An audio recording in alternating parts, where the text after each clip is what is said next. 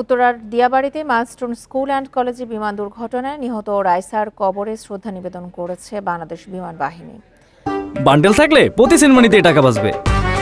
বিকাশ send money bundle কিনে জিতুন প্রতি লেনদেনে। ফরিদপুরের আলফাডাঙ্গায় বাজরা কবরস্থানে শ্রদ্ধা নিবেদন করা হয়। বিমান বাহিনীর পক্ষ থেকে ফুল দিয়ে শ্রদ্ধা জানান স্কোয়াড্রন লিডার জিহাদুল ইসলাম।